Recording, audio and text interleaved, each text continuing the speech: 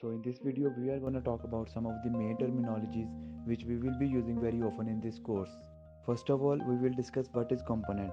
Everything you see on your app screen is a separate component.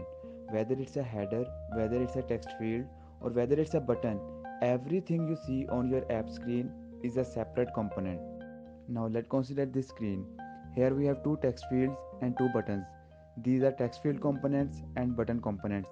And also you can see we have a forgot your password option. This is a text component. All these are some of the basic components in React Native. Now moving on to the method life cycles. These methods are used according to the requirements. There are also some other methods, but these three are the ones which we will be using very often. Whatever you wanna print on the screen, you write that code in the render method, and render is the method which gets executed first whenever a program opens a file to read the code.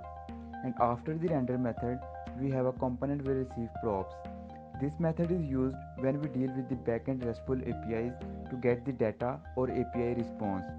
And now consider we have executed render method successfully, and now we want to execute something after render method.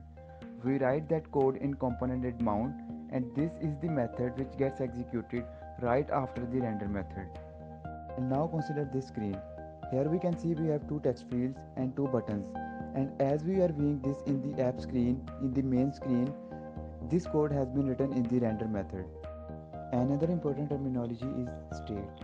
State is the type of data that controls the component. Now let's suppose you are writing a program that will change the values of our LED.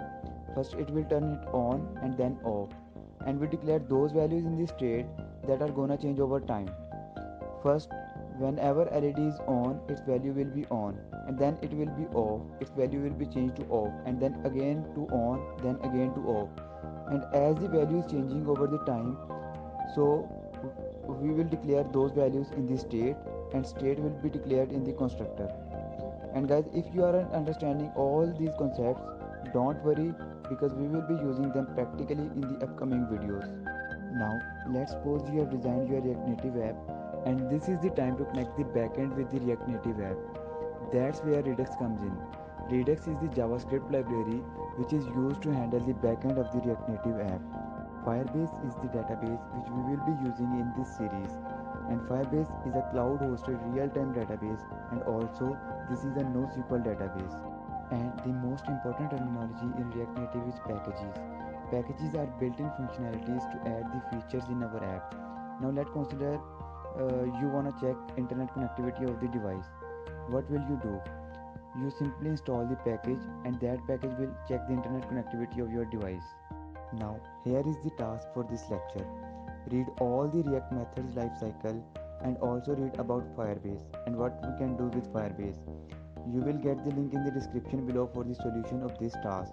And also guys, if you didn't understand these terminologies properly, don't worry, because we are gonna use them practically in the upcoming videos, and there you will understand them better. In the next video, we will be installing React Native and start working on React Native practically. Make sure to subscribe this channel, that's how you will be notified whenever we upload a new video. By that time, take care.